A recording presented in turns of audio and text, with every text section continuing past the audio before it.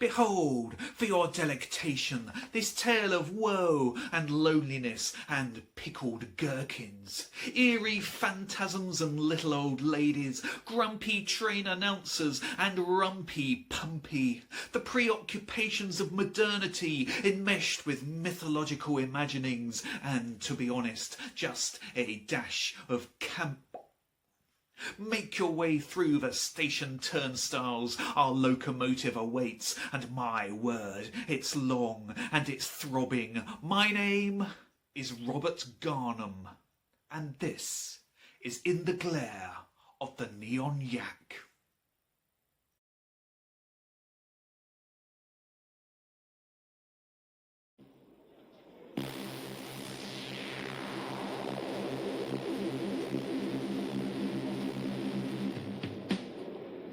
Winter's frosty fist flicks the bird at fortune.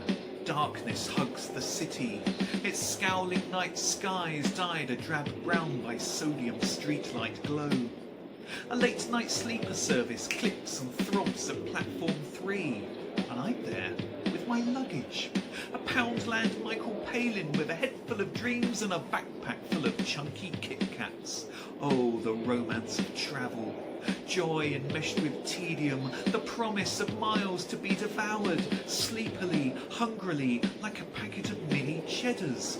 The promise of a shag from a stranger. From speaker sparks mechanical nonsense, improbable place names, anonymous towns fit only for the dead of night.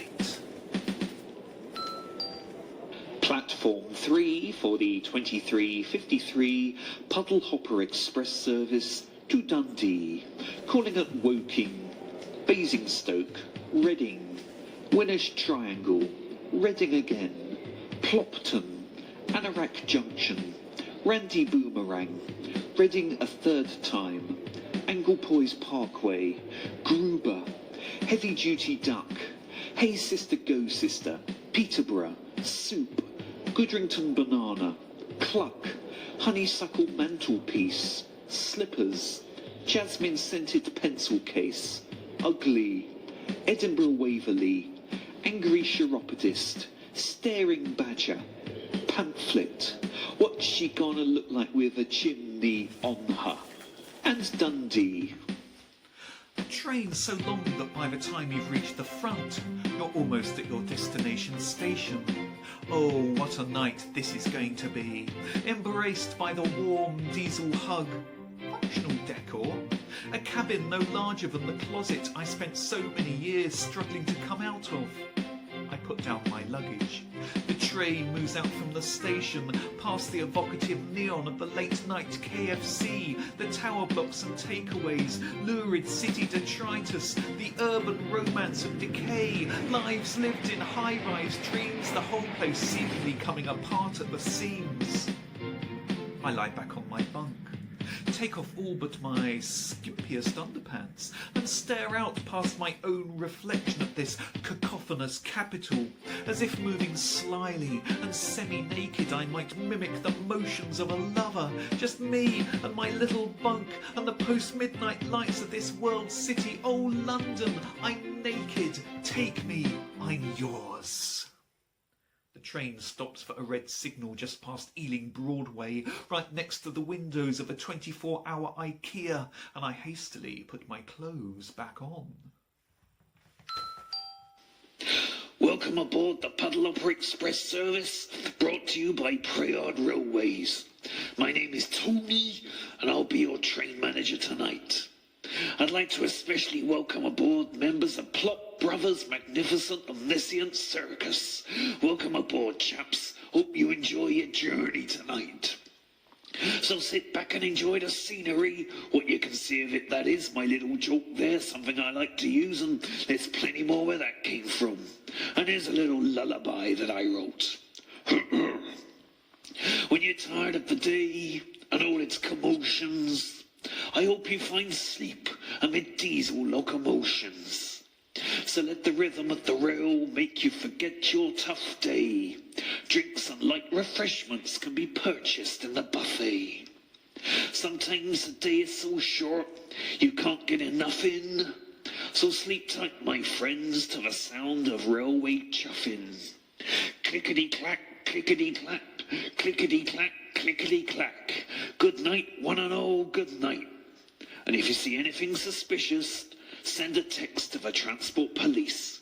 See it, say it, sorted.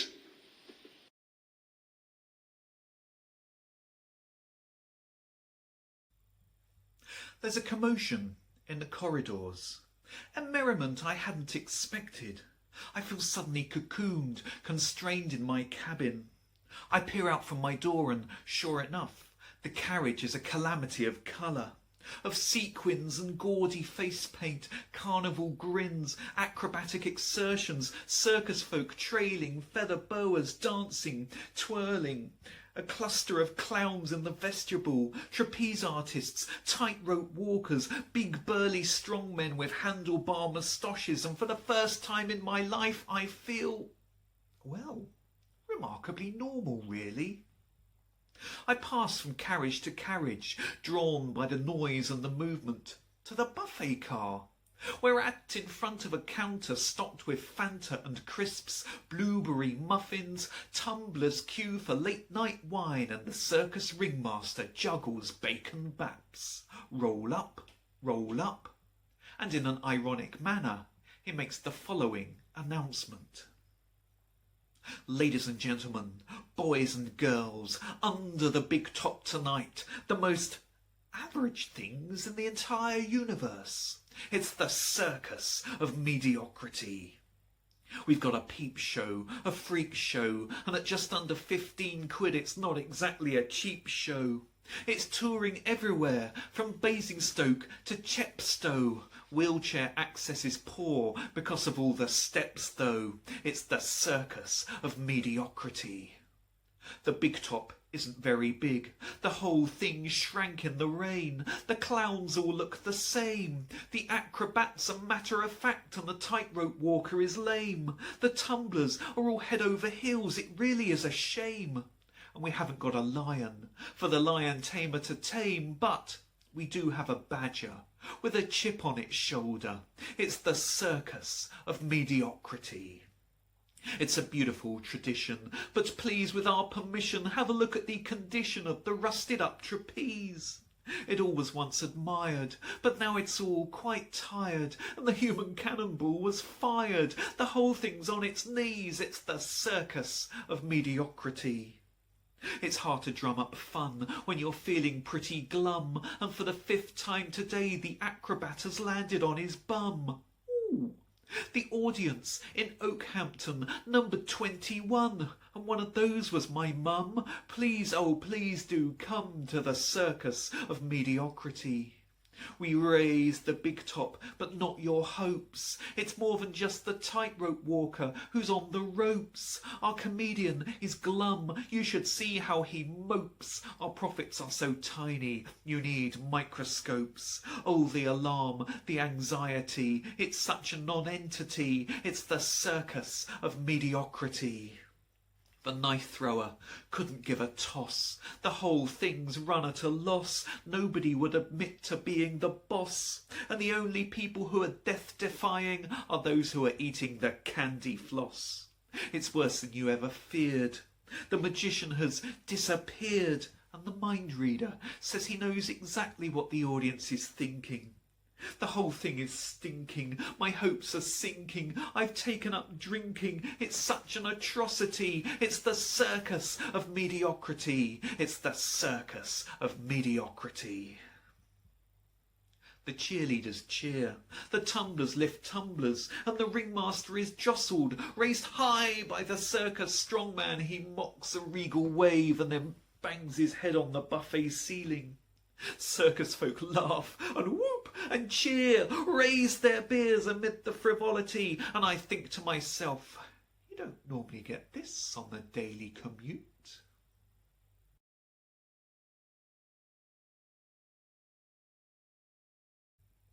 A lad in a spangly one-piece suit leans provocatively against the door of the vestibule, his glittering makeup and eyeshadow throwing into relief a display of Ginster's pasties. He smiles. beckons in the most tender manner. An unspoken agreement passes between us, for the night is afire with possibility. We find a quiet nook, 2 seats in the empty first-class lounge. "My name is Robert," I whisper. He replies, "My name is Jacques."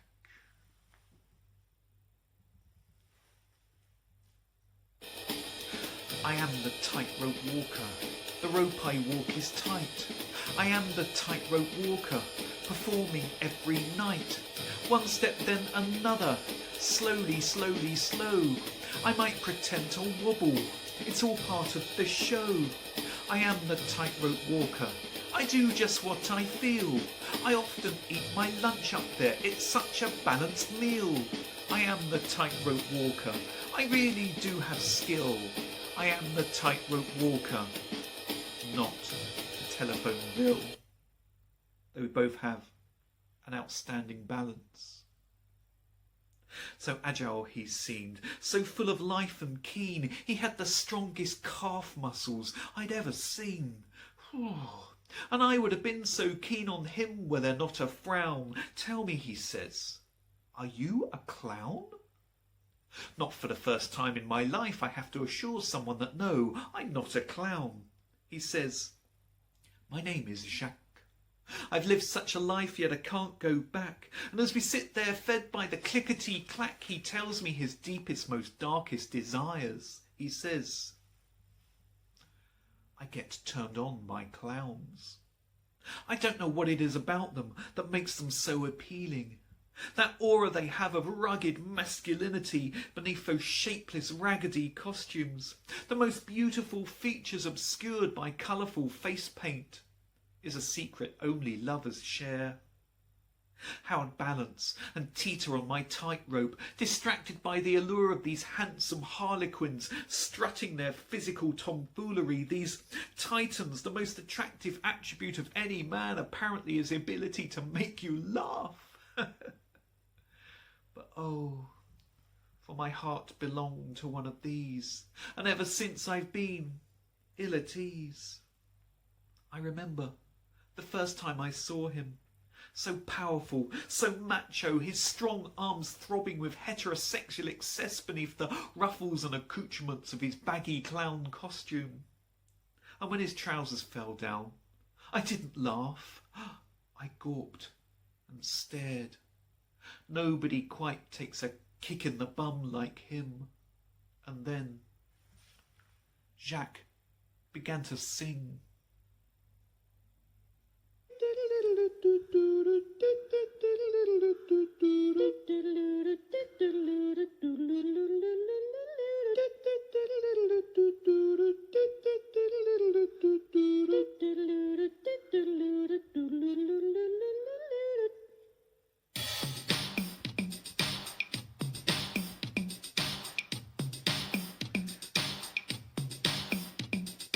There's a man I love, I might have issues, but I fancy him, he's got such big shoes. You know what that means, doesn't need explaining. Let me tell you ladies, I'm certainly not complaining. I heard him once saying that he'd like to ride on Michael. I didn't realise this was his unicycle. He's so macho, he's so randy. He's got a giant hooter, well, that'll come in handy. We made out on the sofa most evenings. When he wore stilts, he got cobwebs off the ceiling. He won't tease me, he won't hurt me. He let me sniff his plastic flower, never once did squirt me. 20 of his friends one day, they all came over. All of them were crammed into a Nissan Micra. He'll be with me until the day I die. I almost lost my nose in his light-up spinning bow tie. When we kiss, I get makeup on my chin, and in other places it depends just where I've been. He chucks custard pies in people's faces. He always gets unnecessary when I snap his braces. We spent so many nights in an erotic dance, I would get turned on by his baggy pants. He would repeat my name like some kind of worship. I tried to do the same to him, but his name was Parsnip. Then he left me once, one lonely frosty morning. He didn't leave a note and there was no warning. A quiet squeaking, slowly receding. My heart was bleeding, cobwebs on the ceiling.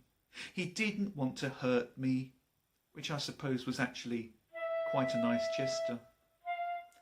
Jacques' sad eyes scanned the floor. I'd like to help you, I say to him. Get you two back together again. Make him see the error of his ways. No, he says. No, it's too late.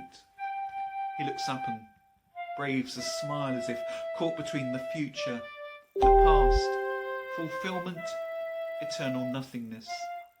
I must go, he whispers. I must go.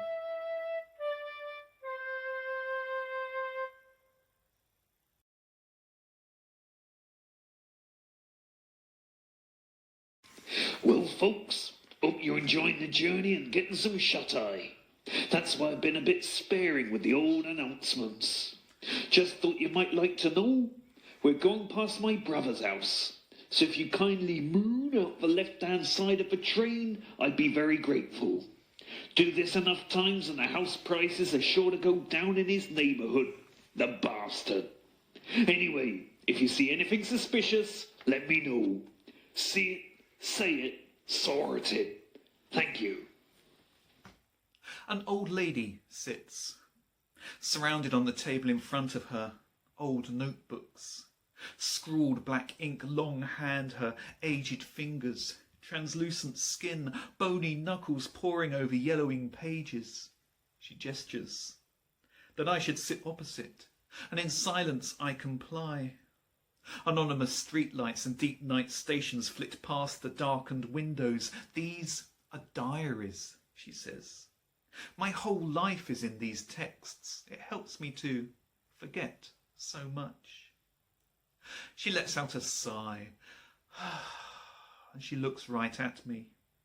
I don't think we'll be seeing the Neon Yak tonight, she says. It's all wrong. Everything is wrong. Can't you feel it? She'll be staying away from us tonight. What do you mean? I ask. She smiles. My name is Molly. I've taken this journey often, yet I've only ever seen her 3 or 4 times. And of course there are those who say that her manifestation is a sign of trouble looming, imminent disaster, tests of the human spirit. The first time I saw her was just before the Blitz. Bombs falling on Bristol.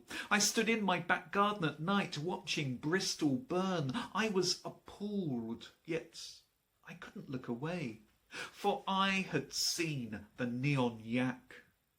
The second time I saw her, take that split up. The Neon Yak is a promise that things will be better. Tonight feels too happy. She lays a hand on top of mine. You travel to forget, don't you? She asks. We all hope, but nothing changes. Our prayers unanswered because whatever deity deigns to have dominion must do so with ears ringing still from the Big Bang. It's hard to read your destiny in the glare of the Neon Yak. An explorer of old with a bulging backpack sat down for a while to rest his back. In a moment sublime he saw dreams divine in the glare of the Neon Yak. A trio of nuns and a priest dressed in black ponder a problem that no one can crack. It crept into view. They saw life anew in the glare of the Neon Yak. A binoculared bird spotter with bulging backpack, a dribble of bird poo on his green anorak, felt cold and alone. He let out a moan, oh, in the glare of the Neon Yak. If you ever feel you're under attack and given up on love, or at least lost the knack, keep your eyes peeled for what fortune might yield in the glare of the neon, the glare of the neon, the glare of the Neon Yak. She leans back in her seat, then opens a page of her diaries at random. Tell me, she says, I say to her, your belief brings you solace, but what of those who are sceptical? I know what I've seen, she replies. Memories can lie, but my diaries always tell the truth. I kind of fell away from the person I used to be. The promise of the kid with the sun in her eyes and a burning passion for more than just the immediate. Neat handwriting can seldom claim full honesty. Old diaries attest to a forthright world. Yet beneath the surface, invisible to all, a chaos very clearly of our own invention. The syntax of an emptiness, writ so plain with its own substance. 10,000 truths cannot smother one lie. The bonhomie of the brave is a fabrication nonetheless. Any fool can laugh at the same old retelling, but its grammar is perfect and its intention is clear. I've walked so many miles in so many directions. I've traced the lineage of pain right back to the start. I've seen what happens to those who refuse momentum, and I've tinkered with the workings of my heart. There is no fear in the present moment, and the future can never be as daunting as the past. This old diary with its meanness and its lying speaks only of years, and it won't be the last. But I will fight when needed and rise far above, and I believe in the solid goodness of every soul, and I will applaud those who defeat whatever demons deem to mark each page with untrue thoughts, and I will cheer when fortune scores a goal.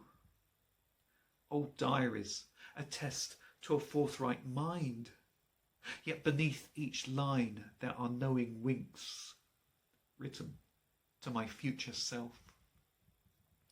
She smiles. "Young man," she says, "what is it that drives you on? Is it hope? Is it fear? Is it... oh, is it men with big knobs? It is, isn't it? Well, I'm with you on that one. You should have seen my husband. It's put me off sausages for life."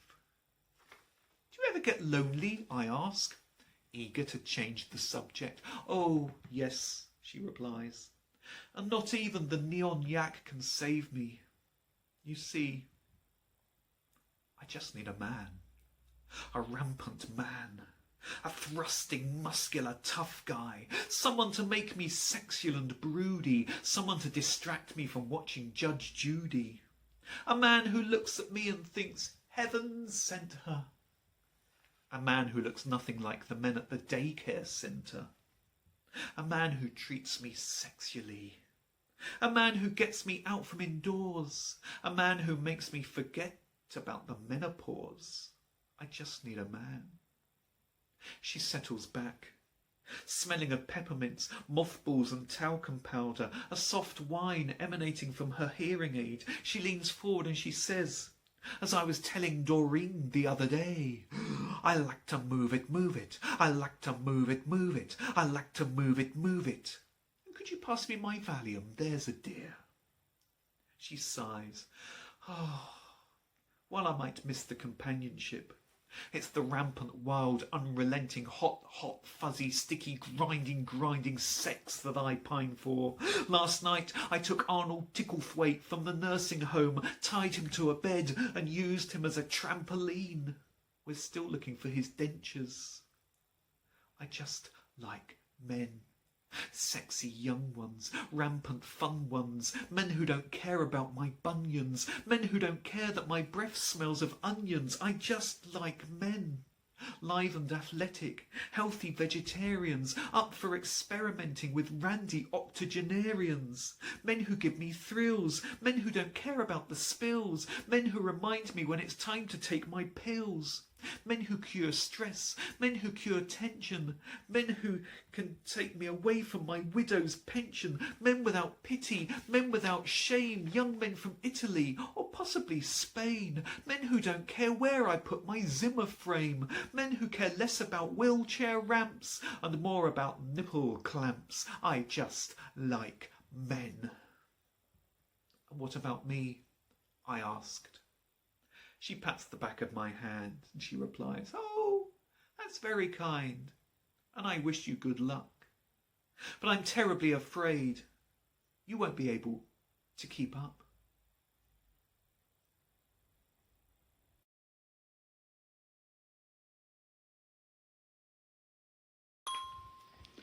Hello there, Tony here.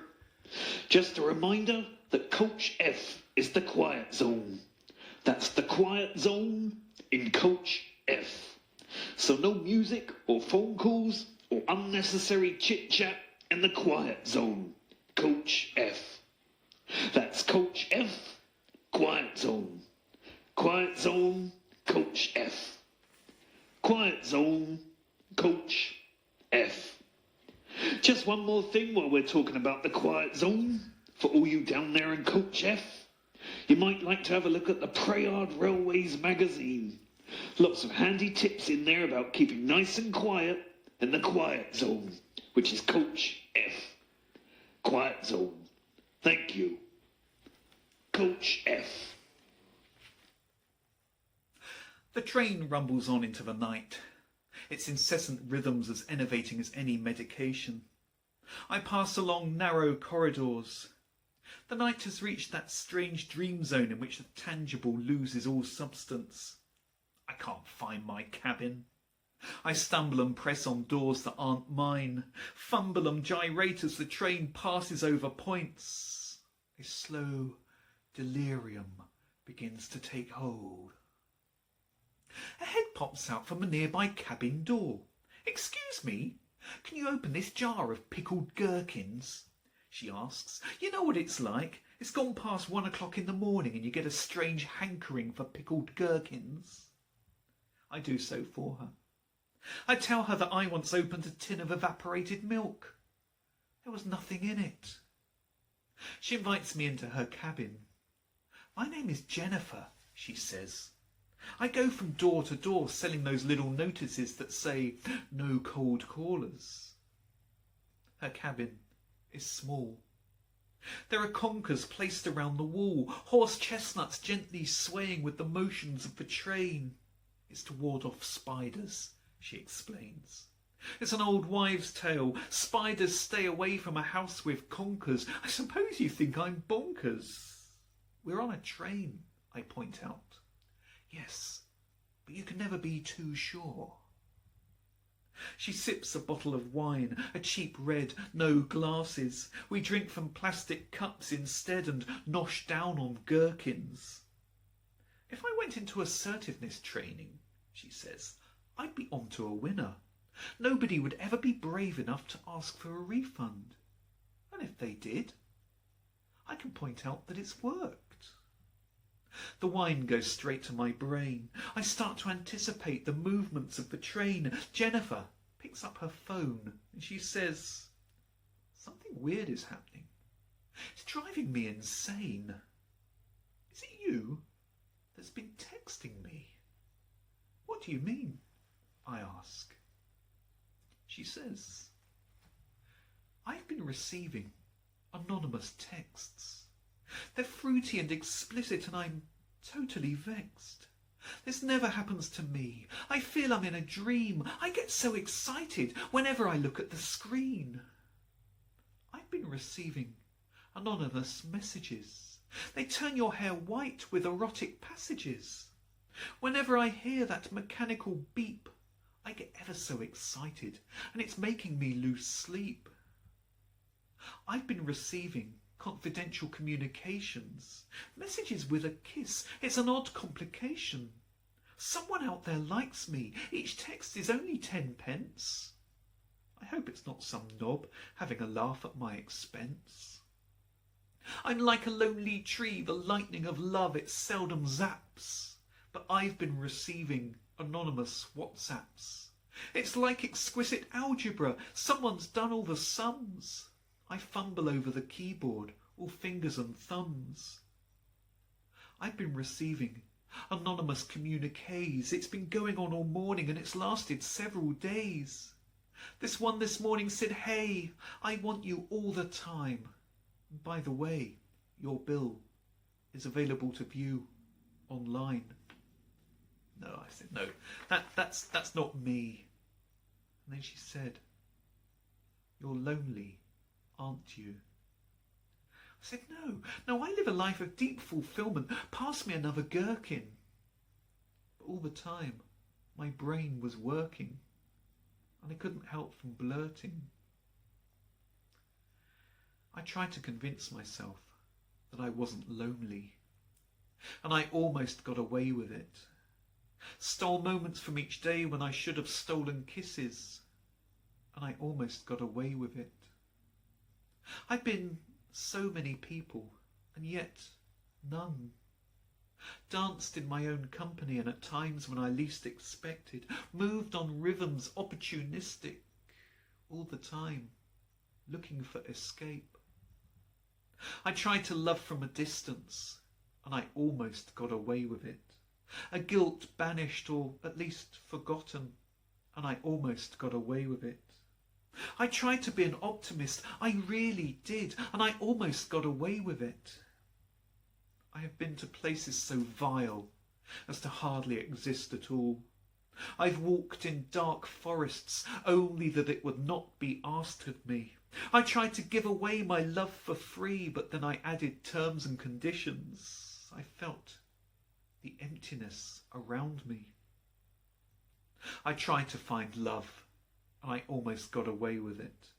Smiled the sweetest smile at strangers, and I almost got away with it. Never once wavered from the dream. I tried to convince myself that I wasn't lonely, and the lights went out, and the music faded, and as the beat slowly died, I found myself alone in a silence from which I knew I never could hide. I have to go, I say to her.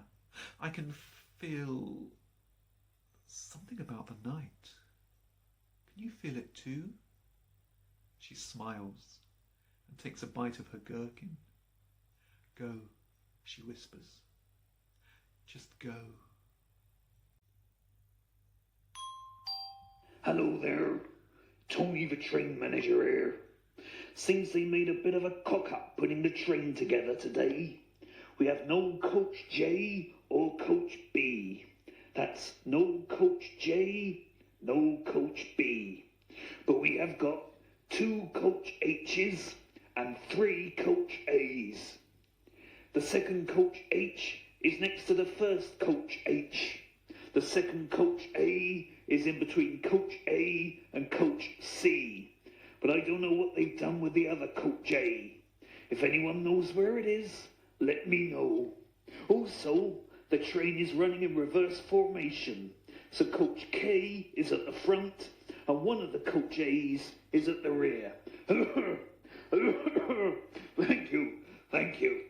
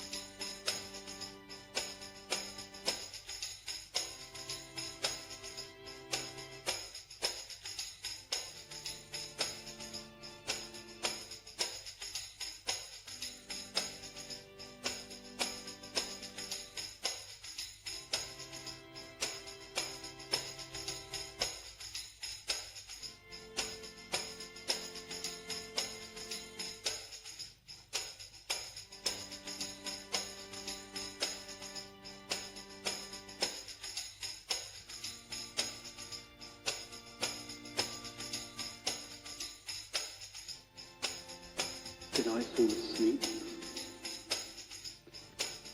Is this all a dream? Could this much magic really be present in the real world?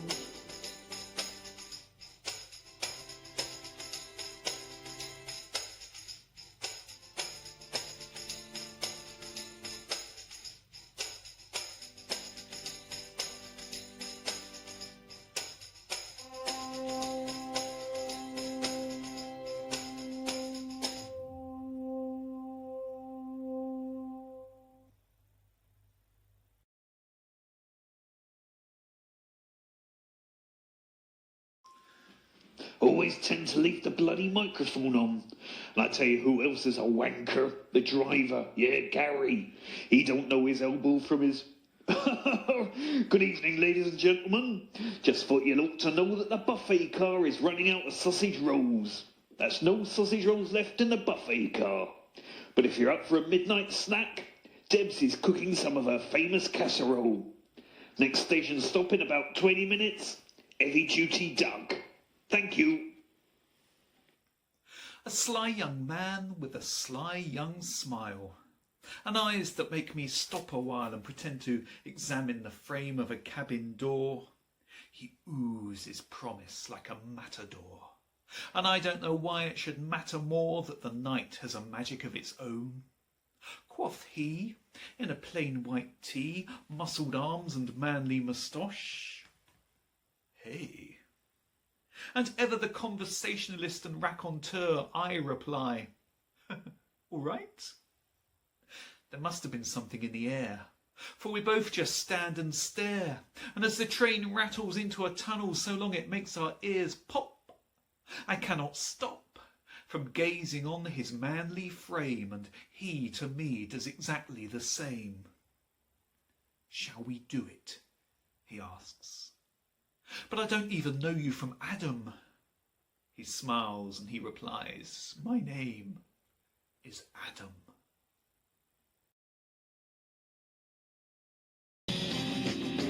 Lusty gazes across the vestibule, this sudden connection, adrenaline and sexualized emotions fed by diesel exhaust, locomotive momentum, two strangers intercontinental pushing open the zigzag door of the toilet cubicle.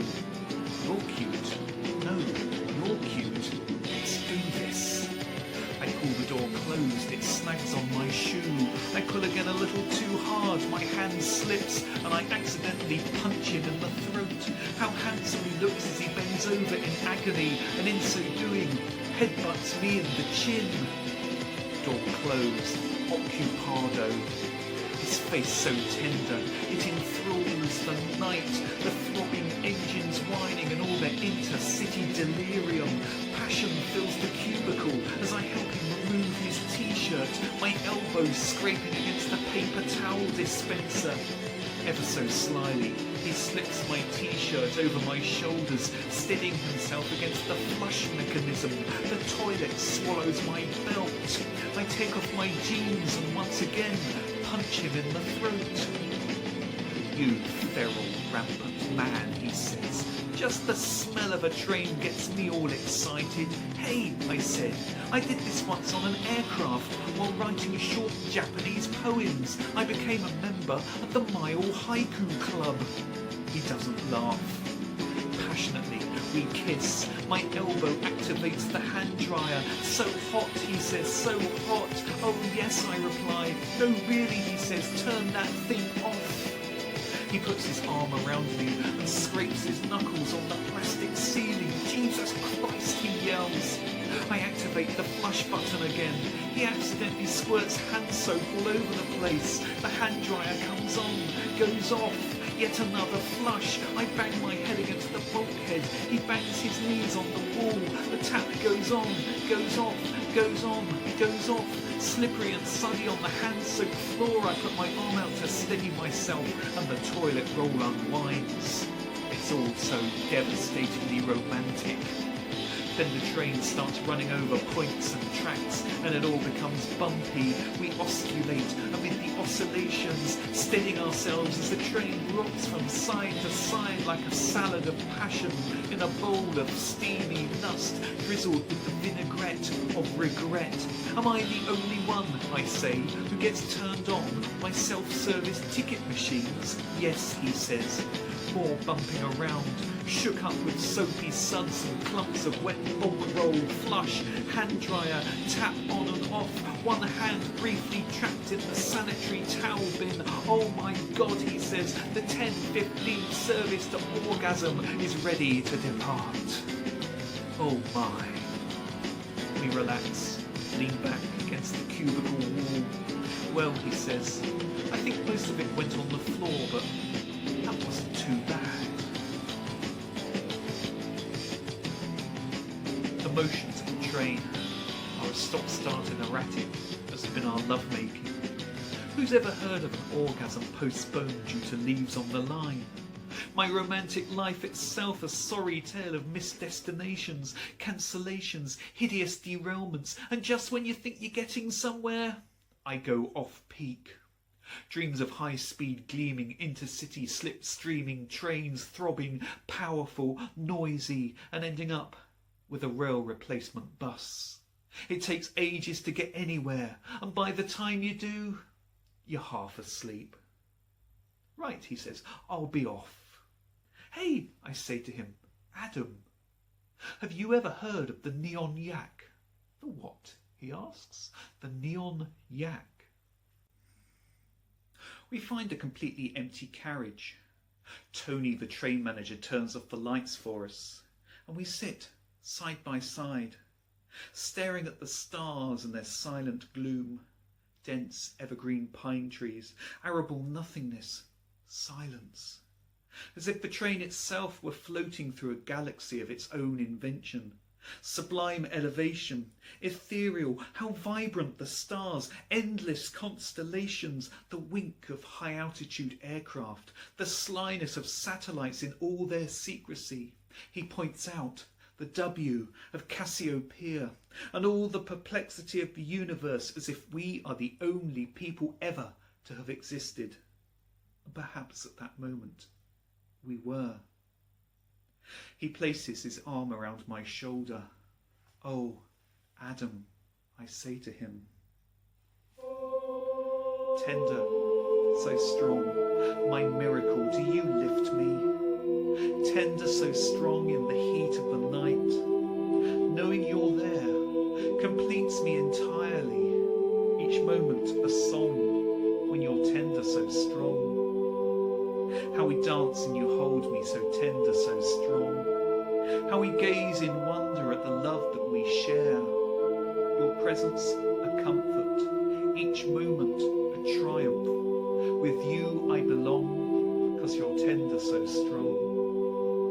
So euphoric like clockwork, your physical form. In a world that's so cold, you keep me so warm. You are my delirium, seeking the infinite. It's ever so long and it's tender, so strong. You hold a key to a door that had always been locked, like an intruder sneaking round stuffy old furniture, then turned on the lights, cranked up the heat, welcomed me home, arms wide, smiling. We play like musicians, you're tender, so strong. Nimble-fingered virtuoso, tender, so strong. The night afire with your desire, longingly, thirstily, I wish that I could shout to the throng how you're tender, so strong. You gave me a dream I could cherish, so many moments of life-affirming glee. You gave me a purpose and a time which I spent in awe of your beauty, your tenderness, your strength. This is meant to be, says Adam. Even though we've only just met, I can tell we'll be together for eternity, just like these stars in their timeless wonder. At that moment, the carriage door opens and a young man in a spangly one-piece suit comes in. Jacques, I say to him. Robert, Jacques says. Jacques, meet Adam. Parsnip, Jacques says. Parsnip, I say. Parsnip, Adam says. That's my professional name. I know I look different out of my clown makeup. Why haven't you been answering any of my text messages? Jacques asks. Oh, didn't I tell you? I gave my phone away to a young lady called Jennifer. Your texts were annoying me, Adam says. You bastard, Jacques says.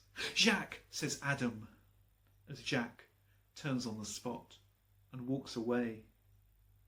Adam straightens himself and lets out a sigh. I'm sorry, he says, but I've treated him horribly. You've treated me horribly as well, I whisper. Yes, he replies, but you're not an athletic young tightrope walker. And he runs off after him. Oh, fuck. And at that moment, the whole train shudders to a halt.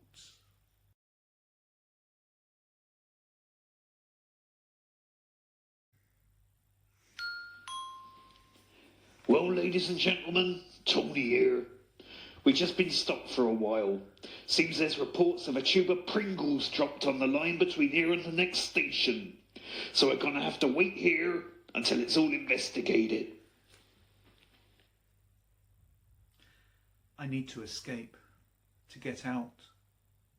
If life were ever easy, I'd have long since grown bored of its constancy.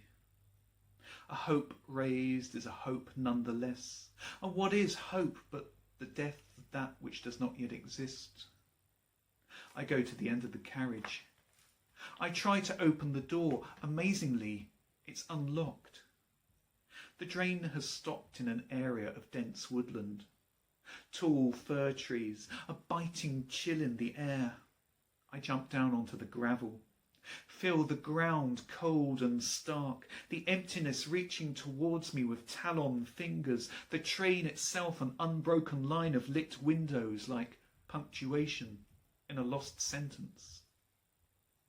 Was Adam not emblematic of every chance of love I've ever had? I have to get away from the train. The frosty ground crunching underfoot, frozen moss on the coldest cold, and before long I am far away, surrounded by the dark and looming straight pine trunks. I'm the wolf who never was, a scream in the gloaming, a fairy tale wide-eyed demon, a hunter for the roaming, and in this delirium I fall to my knees, close my eyes and try to disappear. I don't know what life's meaning is. I've never been very spiritual, and I'm not one for religion. All I know is to live, and live to make sure that every day is not imbued with regret. And when I open my eyes, I don't know for how long I stay like this. There's a glow in the woods, eerie, supernatural. I feel my heart beat faster, and yet I'm drawn to it, drawn to this magical fate. The glow is given layer by the trunks of the trees, and I know deep down that it can only be the one thing. And that's what excites me. I get up, run through the woods, dodging branches, leaping exposed roots, ready to embrace the uncanny, crashing headfirst into a clearing where I come across in all its supernatural splendour the Neon Yak. Stately it stands, proud, its yak horns afire with a St. Elmo's glow of something other than nature. Each snort from its nostrils an indignant cloud. It glares, it stares, raises a hoof and looks right at me, contentedly, then turns and leaves the clearing. And I follow. Down through the woods, down through a beaten path, down through the bracken and the rhododendron. I follow the eerie glow as this mythical beast as it leads me on, so close as almost to reach out and touch its electric flanks.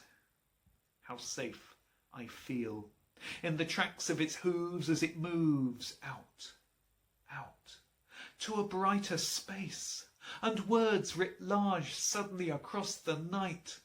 Plop Brothers, magnificent, omniscient circus.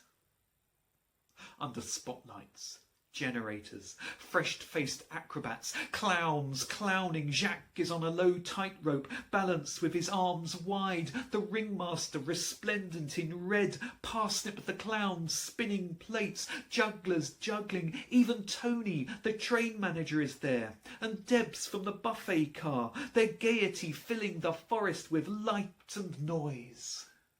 And that's when I knew nothing made sense.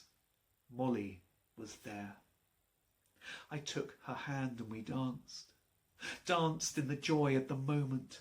Danced in the deep night frost. Danced in the delirium of dancing. Dancing like lovers lost. And with each twirl, each step, each wholesome smile, our breath turned to vapour in the glare of the Neon Yak.